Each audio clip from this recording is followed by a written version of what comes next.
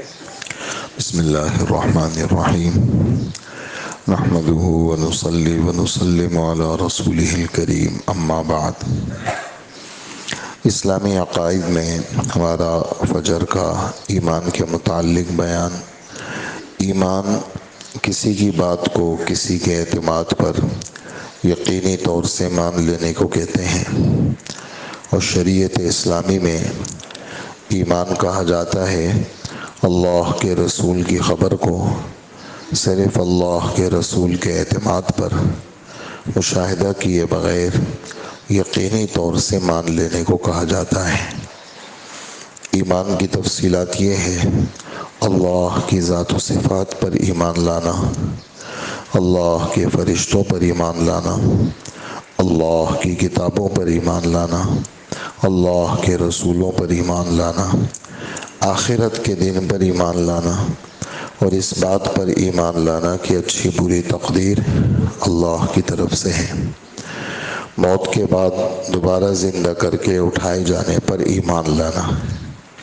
اس میں جو پہلا بیان ہمارا چل رہا ہے، اللہ کی ذات و صفات کے متعلق ہمیں کیا عقیدہ رکھنا چاہیے۔ کچھ باتیں گزشتہ کل اور اس سے پہلے آئی تھیں، اور آج کی باتیں وہ یہ ہیں کہ اللہ جل جلالہ کا علم کامل ہے۔ کوئی چھوٹی بڑی چیز اللہ کے علم سے باہر نہیں ہے۔ ہر چیز کو اس کے وجود سے پہلے اور اس کے ختم ہو جانے کے بعد بھی جانتا ہے۔ اللہ دل کے خیالات سے بھی باخبر ہے۔ قرآن پاک میں جا بجا اس مضمون کو ہمارے رب نے بیان فرمایا ہے کہ اللہ پاک علم کے اعتبار سے کامل ہے، اور اللہ جیسا علم کسی کا بھی نہیں ہے۔ لفظ علم یہ اللہ کی صفت ہے۔ ہمارے آپ کے پاس یا کسی بھی نبی کے پاس کوئی علم اگر ہے تو وہ علم کسی کے واسطے سے ہے۔ مثلا حضور صلی اللہ علیہ وآلہ وسلم سے بڑا مخلوقات میں کوئی عالم نہیں ہے، لیکن ہمارے رب فرماتے ہیں قرآن پاک کے اندر کہ ہم نے قرآن پاک آپ کے اوپر بھیجا، آپ قرآن پاک کے نازل ہونے سے پہلے ایمان کو بھی نہیں جانتے تھے اور کتاب کو بھی نہیں جانتے تھے۔ ہم نے آپ کو قرآن کا علم دیا، یہ نور آپ کے دل میں ہم نے ڈالا۔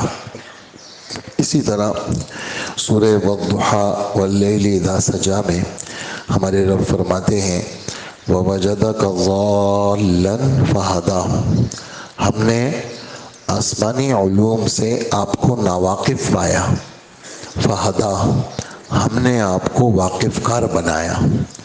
تو کائنات کا کوئی بڑا سے بڑا عالم اگر ہے، جاننے والا، تو اس کے پاس جو علم آیا ہے وہ کسی واسطے سے آیا ہے۔ جبرائیل کا واسطہ ہو یا کسی استاد کا واسطہ ہو، وہ واسطوں والا علم ہے۔ جیسے آپ کے پاس علم آ رہا ہے، کوئی چیز آپ نہیں جانتے تو آپ کے اساتذہ سے آ رہا ہے، یا ممبر سے کوئی بات بیان کر رہے تو آپ کے پاس علم آ رہا، تو واسطے کا علم ہے۔ ہمارے رب کے پاس جو علم ہے وہ واسطے کا نہیں ہے۔ ہمارے رب کے پاس جو علم ہے وہ ذاتی علم ہے۔ اسی لیے اور ہمارے رب کا جو علم ہے وہ تمام زمانوں کو گھیرا ہوا ہے۔ اس کو کہتے ہیں عالم الغیب۔ عالم الغیب کی تعریف کیا ہے؟ جس کا علم ذاتی ہو، کسی نے نہ دیا ہو۔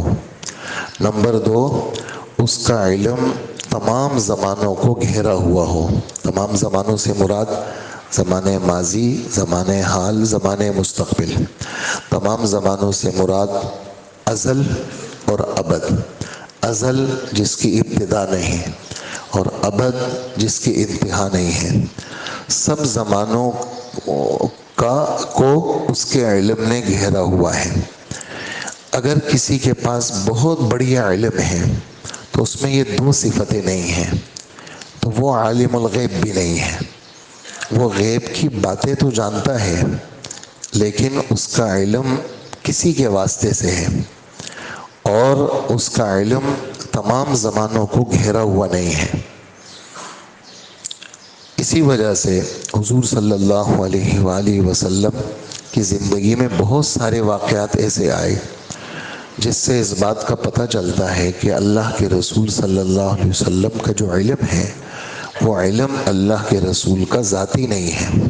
مثلا اللہ کے رسول صلی اللہ علیہ وسلم کے گھر والوں پہ، مسلمانوں کی ماں پہ منافقین نے تہمت لگائی اور بہت پریشانی سے آپ دوچار ہوئے، لیکن حضور صلی اللہ علیہ وآلہ وسلم کو بہت بعد میں پھر جب قرآن کی آیتیں نازل ہوئی تب جا کر کے پتہ چلا کہ یہ جھوٹ تھا، ورنہ حضور صلی اللہ علیہ وسلم کسی صحابی سے کوئی مشورہ نہ کرتے، ہر ایک سے پوچھ رہے ہیں عائشہ کے بارے میں تمہارا کیا خیال ہے، تو وہ حضرت عائشہ کی صفائی بیان کرتے ہیں، اور حضور صلی اللہ علیہ وسلم حقیقت حال تک تب پہنچے جب قرآن پاک کے 2 رکوع نازل ہوئے۔ اسی طرح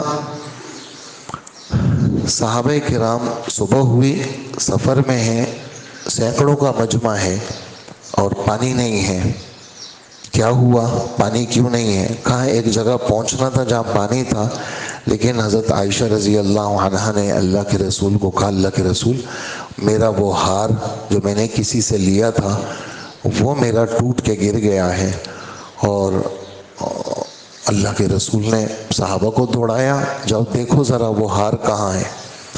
اب وہ سب ڈھونڈ ڈھونڈ کے تھک گئے، ہار نہیں ملا، فجر کا وقت وہیں ہو گیا، تو فجر کا وقت ہوا تو پانی نہیں ہے، کریں تو کیا کریں؟ تو اس وقت پہ تیمم کی آیت نازل ہوئی، کیوں؟ ہار کھو گیا، پانی نہیں ہے، تو جب وضو بھی کرنا ہے اور نماز بھی پڑھنی ہے تو کیا کریں؟ تو کہا جی مٹی کے اوپر ہاتھ پھیر دو، چہرے پر پھیر دو اور دونوں ہاتھوں پہ پھیر دو، تمہارا وضو ہو جائے گا، تمہارا غسل ہو جائے گا۔ یہ حکم آ گیا۔ اب ہار پھر بھی نہیں ملا، لیکن جس سواری پر حضرت عائشہ کو سوار ہونا تھا جب اس سواری کو اٹھایا تو اس کے نیچے ہار تھا۔ تو اگر اللہ کے رسول صلی اللہ علیہ وسلم عالم الغیب ہوتے تو آپ فرما دیتے کہ بھئی یہاں پر موجود ہیں۔ اس سے یعنی ان باتوں سے بہت ساری باتیں سمجھ میں آ رہی ہیں۔ بہت سارے لوگ کہتے ہیں کہ جی فلانے بابا کو سب پتہ ہے اور فلانے جنات کو سب پتہ ہے، ان کے پاس جنات کا علم ہے نا، دیکھو وہ دیکھ کے بتا دیتے ہیں۔ جب اللہ کے رسول نہیں بتا سکتے، کوئی اللہ کا ولی نہیں بتا سکتا تو بابا کیسے بتائے گا؟ وہ جنات کیسے بتائیں گے؟ اور جنات کے علم کی نفی 22ویں پارے سورہ سبا کے اندر اللہ پاک نے کی ہے کہ جنات عالم الغیب نہیں ہے۔ وہ کیسے؟ میں چھوٹا سا آپ کو سناتا ہوں۔ حضرت سلیمان علیہ السلام نے بیت المقدس کو بنایا اور جنات کے ذریعے سے بنایا۔ حضرت سلیمان علیہ السلام نے شیشے کا کمرہ بنایا، حضرت سلیمان علیہ السلام لاٹھی لے کر کے اس پہ کھڑے ہو گئے اور حضرت سلیمان علیہ السلام نگرانی کر رہے ہیں، جنات کام کر رہے ہیں اور کام کر رہے ہیں، تعمیرات چل رہی ہیں، دیواریں کھڑی ہو رہی ہیں، پلر کھڑے ہو رہے ہیں اور جناب سنگ مرمر لگ رہا ہے اور گنبد بن رہا ہے، حضرت سلیمان علیہ السلام کھڑے۔ خدا کی شان، اسی دوران حضرت سلیمان علیہ السلام وفات پا جاتے ہیں، لیکن وہ لاٹھی کے سہارے شیشے کے کمرے میں کھڑے ہیں اور جنات ان کو دیکھ رہے ہیں اور مزدوری کر رہے ہیں۔ حضرت سلیمان علیہ السلام کو وفات ہوئے کافی عرصہ گزر گیا اور جنات کام کر رہے ہیں۔ اتنے میں وہ کام پورا ہوا، خدا کی شان جس لاٹھی پہ وہ کھڑے ہیں اس کو دیمک نے کھا لیا اور وہ لاٹھی جو تھی وہ کھوکھلی ہو گئی۔ جب وہ کھوکھلی ہو گئی تو اس نے حضرت سلیمان علیہ السلام کا وزن اٹھانا چھوڑ دیا، تو وہ لاٹھی ٹوٹ گئی، حضرت سلیمان علیہ السلام گر گئے۔ تو جنات نے جب دیکھا کہ یہ تو گر گئے، یعنی ان کا انتقال ہو گیا، اس ٹکڑے کو یعنی اس بات کو اللہ جل جلالہ سورہ سبا میں یوں بیان فرماتے ہیں کہ فَلَمَّا خَرَّ تبینت الجن ان لو کانوا یعلمون الغیب ما لبثوا فی العذاب المہین۔ جب حضرت سلیمان علیہ السلام وہ لاٹھی کھوکھلی ہو گئی، جب وہ زمین پر گر گئے، خرہ گر گئے، تو اوہو جنات نے کہا ہائے ہائے، اگر ہمیں پہلے پتہ ہوتا اور ہمیں غیب کی خبر ہوتی تو ہم اس سخت مزدوری میں نہ ہوتے۔ اگر ہمیں پہلے سے پتہ ہوتا کہ یہ تو مر گئے ہیں تو ہم بھاگ جاتے۔ ہم تو ان کے ڈر کی وجہ سے کام کر رہے تھے، ہم تو ان کے ڈر کی وجہ سے کام کر رہے تھے، تو ہمیں تو غیب کی باتوں کا پتہ نہیں ہے۔ ٹھیک ہے یہ بات سمجھ گئے؟ اسی طرح پہلے پارے میں جادوگروں کے بارے میں اور جنات کے بارے میں وہ کہتے ہیں نا یہ جادوگر سب کچھ کر سکتے ہیں، وہ جادو کے زور سے ہم نے یہ کر لیا، اور بس آپ پوچھنا ہو جگہ جگہ جناب وہ نمبرات ہوتے ہیں، لوگ چلے جاتے ہیں، پھنس جاتے ہیں، بس آپ کے دل کی ساری مرادیں پوری ہوں گی، بس جو آپ کے دل میں ہے وہ ہم آپ کو منہ پہ بتا دیں گے، اور اکا دکا کوئی بات اگر بتا دیں کہ دیکھا۔ تو اللہ کے رسول اس سلسلے میں فرماتے ہیں کہ جتنے بھی یہ غیب کی خبروں والے ہیں ان کے پاس کچھ بھی نہیں ہے، ان کے پاس 99 جھوٹ ہے اور ایک سچ ہے، اور تم کوئی ایک سچ ثابت ہو جاتا ہے، تم 99 جھوٹ کو پھینک دیتے ہو اور ایک سچ کی وجہ سے ان کے معتقد ہو جاتے ہو۔ تو اللہ جل جلالہ دنیا بھر کے جتنے جادوگر ہیں ان کے بارے میں ایک بات فرماتے ہیں، کیا؟ پہلے پارے میں، تاکہ ہم جتنے یہاں بیٹھے ہیں مجھ سمیت ہم کسی پر بھروسہ نہ کریں سوائے اللہ کی ذات کے۔ وَمَا هُمْ بِضَارِّينَ بِهِ مِنْ أَحَدٍ إِلَّا بِإِذْنِ اللَّهِ۔ جتنے بھی دنیا کے جادوگر ہیں وہ کسی کو ذرہ برابر نقصان نہیں پہنچا سکتے مگر اللہ کے حکم سے۔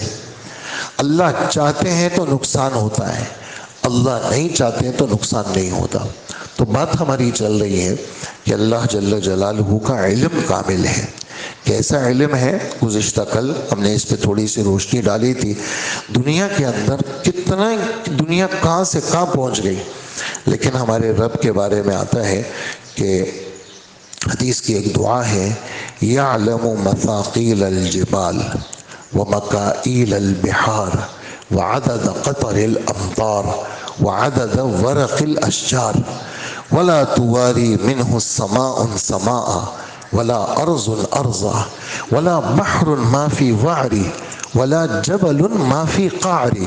یہ حدیث کی ایک دعا ہے جو الحزب الاعظم میں ہے، ہمارے نبی نے دعا مانگی کہ اللہ پاک کا علم کیسا ہے، کہ دنیا میں کتنے پہاڑ ہیں، ان کا وزن کتنا ہے، کتنا وزن ہے پہاڑوں کا، کہا کہ پہاڑوں کا وزن اللہ کو معلوم ہے، کتنے ٹن ہیں یہ پہاڑ وہ اللہ جانتے ہیں۔ پہاڑوں کے اندر اندر بالکل تہ کے اندر کیا ہے کہ اللہ کے علم میں ہے، اور سمندر کے اندر کتنا پانی ہے، کتنا ملی لیٹر پانی ہے وہ اللہ کے علم میں ہے۔ سمندر کی تہ کے اندر کیا ہے، یعنی کتنے سارے حادثات ہوتے ہیں پتہ ہی نہیں چلتا کہ جی آپ دوست گئی چلی گئی اور پتہ ہی نہیں چلا، اب تک نکال نہ سکے، ہاں کتنی جناب کہاں سے کہاں سلسلہ پہنچ گیا معلوم نہیں ہے۔ اسی طرح ذوالقرنین رحمۃ اللہ علیہ نے ایک دیوار بنائی ہے، اللہ پاک قرآن میں سورہ کہف میں اس کا ذکر کرتے ہیں، اور دنیا کے سائنسدان اور معروف لوگ کہتے ہیں ہم نے پوری دنیا چھان ماری، ہمیں ذوالقرنین کی دیوار نہیں ملی۔ حضرت مولانا اشرف علی تھانوی رحمۃ اللہ علیہ اس ٹکڑے پہ یہ بات نقل کرتے ہیں، وہ بھی اللہ کے علم کو ثابت کرتی ہے۔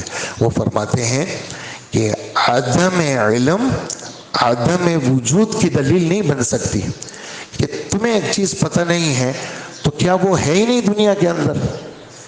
عدم علم تمہارا نہ جاننا عدم وجود کی دلیل نہیں ہے، اس کے موجود ہونے کی دلیل نہیں، موجود نہ ہونے کی دلیل نہیں ہے۔ تمہیں پتہ نہیں ہے تو چیز ہی نہیں ہے، کہ جی PIA کا طیارہ فلانی جگہ گر گیا، ہم نے دنیا بھر سے لوگوں کو بلایا، وہ طیارے کا ملبہ آج تک نہ مل سکا۔ کتنا عرصہ ہو گیا جی، فلانی جگہ جی جہاز گرا تھا، ہم نے دنیا بھر کے لوگوں، امریکہ سے اور ملیشیا سے اور فلانا فلانا فلانا لوگوں کو بلایا، ہمیں نہیں مل سکا۔ تو یہاں ہمارے رب فرماتے ہیں سمندروں کے اندر اور پہاڑوں کے اندر کچھ بھی ہے وہ اللہ کے علم میں ہے۔ ہمارے لیے یہ چھت آڑ ہے، یہ پلر آڑ ہے، یہ دروازے آڑ ہیں، معمولی سی چادر آڑ بن جاتی ہے۔ ہمارے نبی اس دعا میں یہ بات فرماتے ہیں، ہمارے رب کے لیے چھت آڑ نہیں بن سکتا، ہمارے رب کے لیے آسمان آڑ نہیں بن سکتا، ہمارے رب کے لیے زمین آڑ نہیں بن سکتی۔ ہمارا رب اندر اندر کی چیزوں کو دیکھتا ہے، اور دنیا کے اندر یعنی باریک سے باریک مشینیں ایجاد ہو گئی، وہ باریک سے باریک چیز کو پورے بدن کے سر کے بال سے لے کر پاؤں کے ناخن تک کتنی نسیں ہیں اور کتنی بال کی طرح نسیں ہیں، اس بال کے اندر کہیں پر جو ہے وہ خون کی بلاکیج ہے، رکا ہوا ہے، تو کہتے ہیں جی وہاں خون رکا ہوا ہے۔ لیکن آج تک کوئی ایسی مشین ایجاد نہیں ہوئی کہ میرے دل کے خیالات کیا ہیں، یہ آج تک کوئی نہیں بتا سکتا۔ یہ کس کو معلوم ہے؟ اللہ کو معلوم۔ میری آنکھ کس نظر سے دیکھ رہی ہے، آپ مجھے کس نظر سے دیکھ رہے ہیں، ہم اپنی آنکھوں کو کس نیت سے استعمال کرتے ہیں، ہمارے رب قرآن میں فرماتے ہیں آنکھ اگر خیانت سے دیکھتی ہے تو اللہ کو پتہ ہے، اور اگر امانت سے دیکھتی ہے تب بھی اللہ کو پتہ ہے، شفقت سے دیکھتی ہے تب بھی اللہ کو پتہ، شہوت سے دیکھتی ہے تب بھی اللہ کو پتہ۔ تو اللہ کا علم باریک سے باریک چیز میں جا کر کے اثر کرتا ہے۔ اس وجہ سے اللہ بڑے ہیں، اللہ کا علم بڑا ہے، اللہ علم میں کامل ہے، اللہ جیسا علم میں کوئی نہیں ہے۔ جب یہ والی بات آدمی کے دل میں راسخ ہو جائے تو کیسے گناہ کرے گا وہ؟ کیوں؟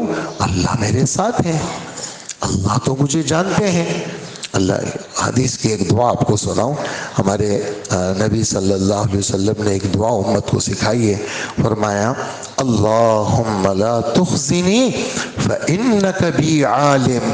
اے اللہ مجھے لوگوں میں بدنام نہیں کرنا، آپ تو مجھے جانتے ہیں میں کیسا ہوں، میں تو 2 نمبر آدمی ہوں، میری حرکتیں آپ کے علم میں ہیں، لیکن اے اللہ لوگوں کو تو کچھ پتہ نہیں، ابو کو پتہ نہیں، امی کو پتہ نہیں، استاد کو پتہ نہیں، بزرگوں کو پتہ نہیں، مقتدیوں کو پتہ نہیں، ساتھیوں کو پتہ نہیں، اللہ آپ کو تو سب پتہ ہے، آپ مجھے رسوا نہیں کرنا۔ کیوں؟ فَإِنَّكَ بِي عَالِمٌ، آپ کو تو میرے بارے میں سب پتہ ہے، آپ تو مجھے جانتے ہیں۔ اور وَلَا تُعَذِّبْنِي فَإِنَّكَ عَلَيَّ قَادِرٌ، اے اللہ مجھے سزا مت دینا، آپ کو تو پوری قدرت ہے مجھ پر، آپ کو تو آپ مجھے جانتے ہیں اور آپ کو پوری قدرت ہے، لہٰذا مجھے سزا مت دینا۔ تو یہ اللہ کا جو علم ہے اس کا استحضار بہت زیادہ ضروری ہے، اس کی برکت سے انسان کا رخ ٹھیک ہو جاتا ہے۔ بھی اللہ تو جانتے ہیں تو آدمی حرام قدم نہیں اٹھاتا، حرام نظر نہیں اٹھاتا، حرام ہاتھ نہیں اٹھاتا، حرام چل نہیں سکتا۔ کیوں؟ اللہ جانتے ہیں، اللہ کا علم ہے۔ اس وجہ سے یہ والی بات ابھی آپ کے میرے علم میں تو آ گئی، اور ہم پہلے بھی جانتے تھے، اور آج اس کا مذاکرہ ہوا کہ اللہ ہمیں جانتے ہیں، لیکن یہ اجاگر کیسے ہوگی؟ اب آپ کہیں گے بھئی یہ والی بات آ تو گئی، لیکن ہر وقت ہمارے سامنے یہ بات رہے کہ اللہ کو سب کچھ پتہ ہے۔ اس کے لیے کہتے ہیں اللہ کی بڑائی کو بیان کریں اور اللہ کی بڑائی کو سوچیں، اللہ کی قدرتوں کا ذکر کریں، اور اکیلے میں بیٹھ کر کے اللہ کی عظمت، کلمہ طیبہ، تیسرا کلمہ، دوسرا کلمہ، پہلا کلمہ، چوتھا کلمہ، یہ اکیلے میں بیٹھ کر کے ذرا سکون کے ساتھ اس کو پڑھیں۔ اس کی برکت سے کیا ہوتا ہے؟ انسان کو اللہ کا استحضار ملتا ہے کہ اللہ میرے سامنے ہے اور اللہ میری ہر چیز سے واقف ہے، آنکھوں کی خیانت کو بھی جانتے ہیں، دل کے اندر کے خیالات کو بھی جانتے ہیں۔ اس وقت میں کہاں پر ہوں؟ قرآن پاک کی ایک عجیب آیت آپ کو سناؤں، 18واں پارہ سورہ نور اور 18ویں پارے کی آخری آیت، سورہ نور کی آخری آیت سورہ فرقان سے، سورہ فرقان 18ویں پارے میں اخیر میں ہے، اس سے پچھلی آیت اللہ جل جلالہ فرماتے ہیں، عجیب آیت ہے، کیا؟ الا ان للہ ما فی السماوات والارض، ہوش کے کانوں سے سن لو، صرف اور صرف آسمان اور زمین کی ساری ملکیت وہ صرف اللہ کی ہے، کسی کی نہیں ہے۔ قد یعلم ما انتم علیہ، اللہ اکبر، یقینی بات ہے، پکی بات ہے، اس وقت تم جس بھی حال میں ہو اللہ کو تمہاری حال کا پتہ ہے، اس وقت تمہاری کیفیت خوشی کی ہے اللہ کو پتہ ہے، اس وقت تمہاری کیفیت غم کی ہے اللہ کو پتہ ہے، اس وقت تم بے قراری میں ہو، یہ تمہیں سکون نہیں دے رہا اللہ کو پتہ ہے، اس وقت تم بہت زبردست سکون میں ہو اللہ، اس وقت تم کسی قسم کے کوئی بھی حال میں ہو اللہ کو تمہارے حال کا پتہ ہے۔ اسی طرح سورہ محمد 26واں پارہ اس کے دوسرے رکوع کے آخر میں اللہ جل جلالہ فرماتے ہیں واللہ یعلم متقلبکم ومثواکم، تمہارا چلنا پھرنا، الٹنا پلٹنا، تمہارے کروٹ لینا، تمہارا آنا جانا، تمہاری نقل و حرکت وہ اللہ کے علم میں ہے۔ وَمَثْوَاكُمْ، جہاں تم نے سر رکھ کے سو گئے، جہاں تم بیٹھ گئے، جو تمہارا ٹھکانہ ہے، تمہارا الٹنے پلٹنے کی جگہ کو بھی اللہ جانتے ہیں اور تمہارے ٹھکانے کو بھی اللہ جانتے ہیں، یعنی تمہاری سکون کی جگہ سے بھی اللہ واقف اور تمہاری نقل و حرکت کی جگہ سے بھی اللہ واقف۔ وَمَا مِن دَابَّةٍ فِي الْأَرْضِ إِلَّا عَلَى اللَّهِ رِزْقُهَا، آگے وَيَعْلَمُ مُسْتَقَرَّهَا وَمُسْتَوْدَعَهَا، انسان باپ کے صلب میں تھا اور منی کا قطرہ تھا، باپ کی پشت میں تھا، اللہ پاک فرماتے ہیں میں اس وقت سے تمہیں جان رہا ہوں، اور پھر جب تو ماں کے رحم کے اندر قرار تو نے پکڑا میں اس وقت بھی تمہیں جانتا ہوں، اور جب تو دنیا کے اندر آیا میں پھر بھی تجھے جانتا ہوں، اور تیری پوری ہسٹری، تیری پوری تاریخ وہ بھی میرے سامنے ہے، اور کہاں تو مرے گا وہ بھی مجھے پتہ ہے، اور تیری لاش کہاں دفن ہوگی وہ بھی مجھے پتہ ہے، پھر قیامت کے دن تو کیسے اٹھے گا وہ بھی پتہ ہے مجھے۔ اتنا بڑا علم ہے کائنات میں کوئی؟ آپ سے پوچھ رہا ہوں بھئی دنیا کہاں سے کہاں پہنچ گئی، اور دنیا کہتی ہے کہ جی ہم نے تو بہت کچھ کر لیا، لیکن ہمارے رب کا علم، یہ والی بات جو ابھی میں نے کہی کہ اللہ جل جلالہ ہر آدمی کی پیدائش سے پہلے اس کا ذرہ ذرہ کہاں ہے، کس کے علم میں ہے؟ اللہ کے علم میں، اور جب یہ نطفہ بن کر کے باپ کے صلب میں آیا اس وقت اس کو کون جانتا ہے، اور پھر جب یہ شفٹ ہوا ماں کے رحم میں تو ماں کے رحم کے اندر اس کو کون جانتا ہے، پھر جب یہ بننا شروع ہوا اور یہ ایک انسان بنا، اور جب یہ دنیا میں آیا تو وہ پورے اندر کو کون جانتا تھا؟ اللہ جانتے تھے، پھر جب یہ آ گیا پھر بھی اللہ اس کو جانتے ہیں۔ اب یہ بندہ آج پیدا ہوا ہے، اس کی پیدائش کا 1 گھنٹہ ہوا ہے، لیکن اللہ کے علم میں ہے اس کو ہم زندگی دیں گے 120 سال کی، اور یہ جناب امریکہ، لندن، کینیڈا، چائنا، ملیشیا، کہاں کہاں سفر کرے گا، اور کس کس ملک میں جا کر کے کیا کیا چیزیں کھائے گا، ابھی ہوا نہیں ہے، ابھی تو 1 گھنٹے کا بچہ ہے یہ، لیکن 120 سال کی عمر اس کو ملے گی اور یہ یہاں جائے گا۔